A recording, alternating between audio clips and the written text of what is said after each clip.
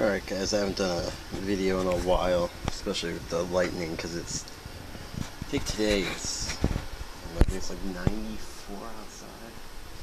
And once again with the humidity and the full sun, it's 100 plus, so it's not fun to be outside. But I thought today I'd show you all something that I made from a bunch of old spare parts. You see right here, it's just a piece of PCB board. It's an old receiver and relay module from an electric car that I had. And then right here, that was the steering servo that came out of it, and I attached a rudder to it, and it's a boat, more or less. Sure, it may look a little trashy, but that's because it's made out of an old piece of styrofoam. If I get a better body for it, I will, but it holds up. It's some pretty rigid foam. You can see in there is the power switch. I will clean up all these wires later, but this is mainly just a proof of concept. You can see right here, there's your mid-mounted motor. It's on the underside of the boat. There it is right there. And you've got, of course, the steering module, like I already said. It's not an actual, I guess you could call it a servo of sorts, but it doesn't actually work off of a relay. It simply just turns until it can't turn anymore, and then turns the other way until it can't turn anymore. So there's a bunch of gears and a spring in there, so I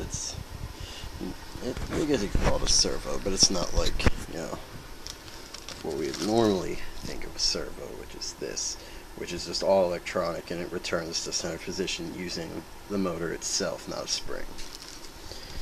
So here's the battery that we'll be using today. It's a 7.2 volt Ignite battery, nickel metal hydride, not lithium polymer or lithium ion or anything fancy like that. So we're just going to scoot the boat back and just right now set you guys up on the camera stand. It's a little close, but there's not much room for the thing. Alright, I'm going to hook up our negative terminal. We're going to take our positive terminal, hook it up to the battery. I have okay, this is mainly just proof of concept. I have a clip that actually clips into here, because as you can see, these wires like to fall out, which of course angers me, because then I have to find a way to put them back into so that they don't fall out. They frequently just pop them out without caring. And as you can see by the wonderfully big old goopy antenna, this is not in the big old receiver antenna, this is not a 2.4 gigahertz system. I don't believe it's turned on. There's no way to tell, there's no onboard light. It's not turned on, so we're just going to go ahead and flip it on. Now this remote also actually was from an old electric car, so instead of forwards and, well, let me turn the remote off. Instead of forwards brakes, it's actually forwards reverse. Something that I do miss going electric to nitro. I miss being able to go in reverse, but nah, complaints. There's a big old long 3-foot antenna. So here we go. As you can see, here's our rudder system itself. Our battery leads came off again. So this is what I mean. This thing is just a pain, because these little wires like to fall out. I need to get a clip for it. Really, I do. Alright, let's go ahead and adjust our wires here until we make contact. Okay, what's happening? Well, that would do it. Alright. There we go, now we have power. Alright. See, there's our rudder. And it is actually, you can see, right, turns about right. I had to mess with a couple wires to do this, but right does indeed turn right. Left does turn left. I had to mess with a couple more wires to get the motor to actually work well too.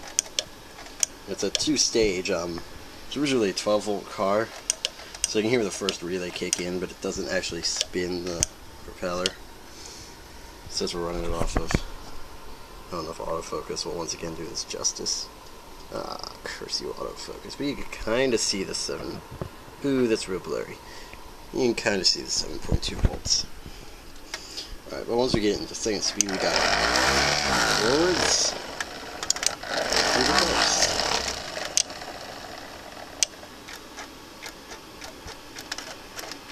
And the little power lines just vibrated themselves out, I guess. So yeah, sorry about the lack of nitro video in the past few days. It's just been so darn hot. And I plan to take this little guy. I've tested it. Actually, in the bathtub. I don't have anything bigger than that. So I've tested it in the bathtub already. And it does indeed work. It maneuvers pretty well, actually. And just sort of size comparison, you know, it's not that big. As you can see, my hand takes up more than half the thing. It's just a real tiny guy. But it actually does work. And I've got some drainage channels here to keep the battery from getting immersed. And of course, our top of the notch, technologically advanced Ziploc bag is our waterproofing system. I mean, it works. It's made up from a bunch of old parts and a piece of styrofoam, so it works. No complaints here. It just works nice. It does about all you'd want it to. It goes left, right, forwards, and reverse. So that's about it for today. You can tell I'm not exactly as, I don't know, joyful sounding as usual, and that's because even in this room, so let's point here just at the wall. Let's see that it is 91.5 degrees in here, so that's more or less 92 degrees in my room. It's pretty toasty. So if that's, you know, if that's outside, if that's inside, what's outside? But there, right there, it's actually standing in the way of this nice little blower fan, so it's not too bad. But that about wraps it up for today. I'll try to, this camera is fully submersible up to 6 feet. That's why I like to use it as an onboard camera. It's waterproof, shockproof, freeze-proof, and it's ultra rugged. It's a nice little camera to use. So hopefully with it being waterproof, I will either maybe sit it upon, you know, like something like this and sit it on the boat itself like that, or I will just, you know, have someone, one of my family members, just sit up there and record it like this, you know, as it goes around. It's really not all that loud. I'm tempted to take like a little bit of fishing line, you know, attach it to one of these support beams, take a fishing line and a little hook and a worm and just dangling it off the back, since it's real quiet. Other than that, that wraps it up for this one, so let's get a final shot. Here, move the impromptu camera stand. Let's get a final shot of this bad boy, and I'll just say, see you later. Turn off the